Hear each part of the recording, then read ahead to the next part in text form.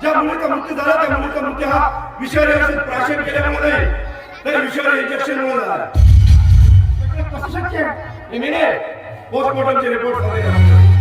काय डॉक्टर, तुमची इच्छा होती ना त्या मुलीचा पंचनामा झाला पाहिजे, त्या मुलीचा पोस्टमॉर्टम झाला पाहिजे, तर हे पोस्टमॉर्टमचे रिपोर्ट.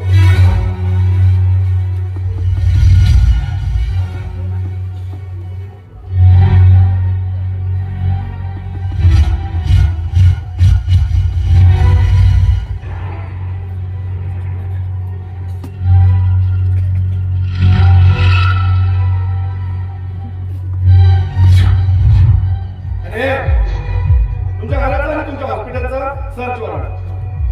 तुम्ही या प्रकरणामध्ये दोषी आहात.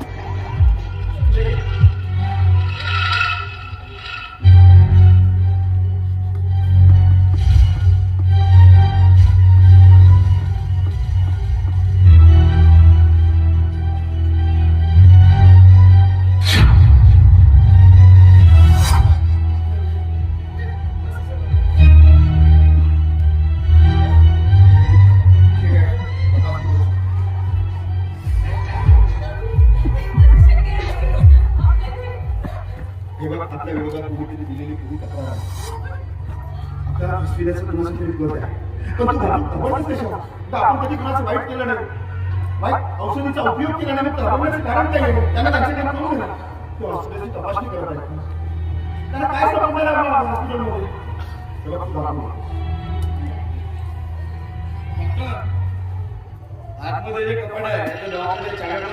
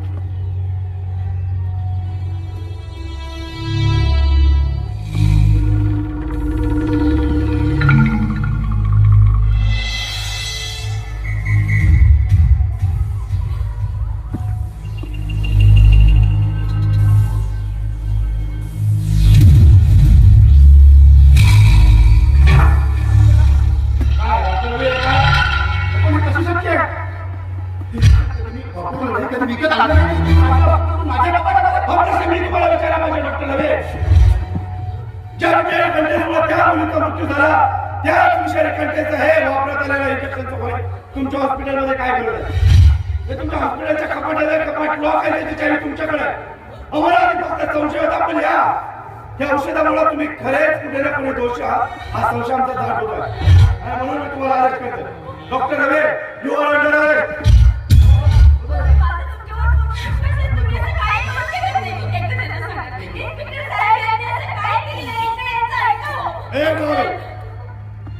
तुम्हाला जे काय बोलायचंय ते कोर्टात. सरकारी कामात विनाकारण अडथळा आणायचा नाही, नाहीतर त्याचे काय परिणाम होऊ शकतात हे चांगल्या पद्धतीने माहिती आहे. काय सांगू मी काय उपयोग होणार मला फसविण्यासाठी तुम्ही ते रचलेला हा कोर्ट आहे आणि त्या कटात मी बसता गेलो.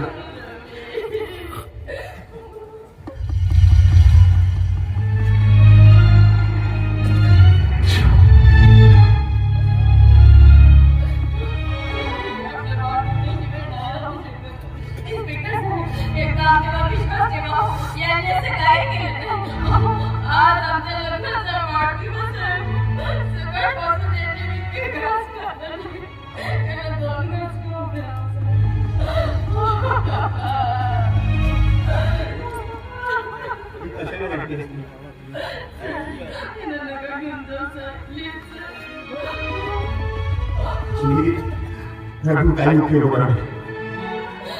थोडे दिवस याच आपल्या घरात मला म्हणाले होते की रवी, मी तुमच्या प्रत्येक कार्यात गंभीरतेने तुमच्या पाठीशी उभे असेल म्हणून पण या सुद्धा संकटाला मात करण्यासाठी तुला कम्प्युटर राहावं लागलं. मग स्वतःला सावध आणि स्वतः अनुभवासाठी पाळावं लागलं. तर आपण कधी कुणाचं वाईट केलं नाही, कदाचित येईल मी लवकरच करेन. तुमच्या पाया पडते साहेब.